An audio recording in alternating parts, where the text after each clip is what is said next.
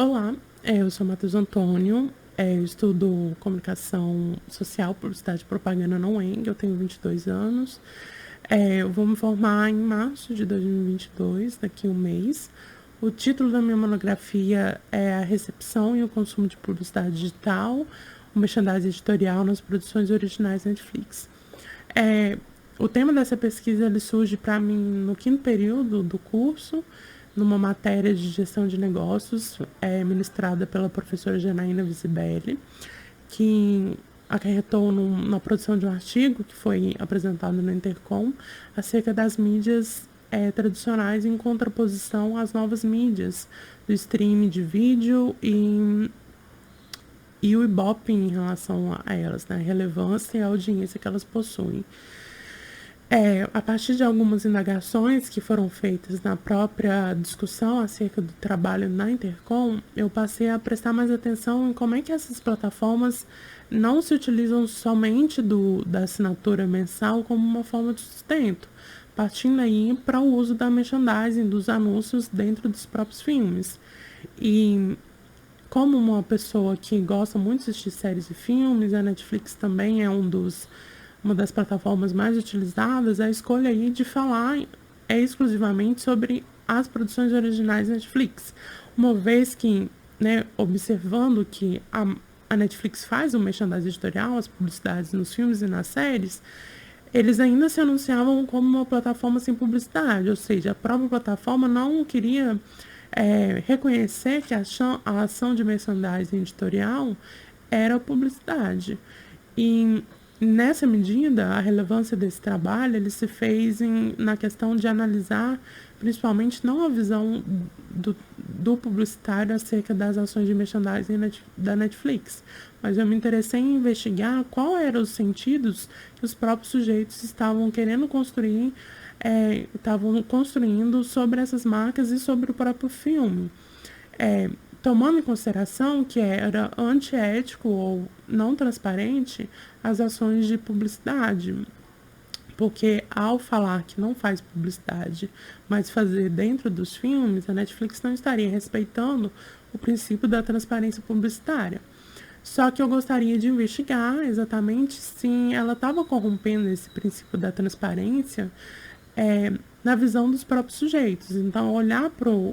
para que sentido os sujeitos estão construindo e identificar se a percepção ou não dessas marcas é transparente.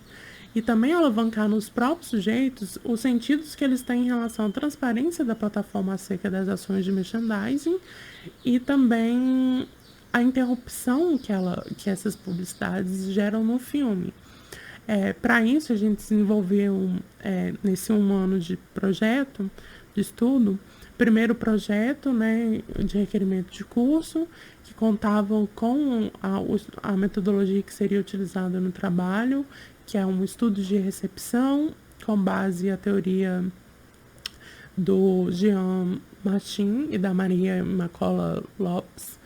e uma análise do discurso com base em o Dominique Menegaux, com essa perspectiva exatamente da análise da recepção dos sujeitos, né?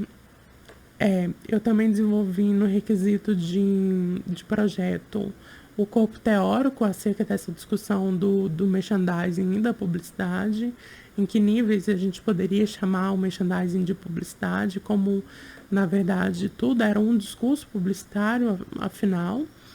E na segunda etapa, que era a construção da própria monografia em si, eu comecei realizando as entrevistas dos meus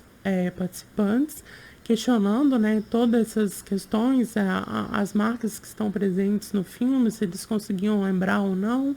em que medida eles achavam a plataforma transparente, apresentando a eles cenas em que marcas estavam presentes para tentar ver se eles conseguiam lembrar ou não da presença dessas marcas. Depois disso, na análise dos resultados, eu realizei essa análise do discurso, buscando realmente compreender que sentidos estavam sendo alavancados em volta das marcas, se eles conseguiam perceber ou não a presença delas.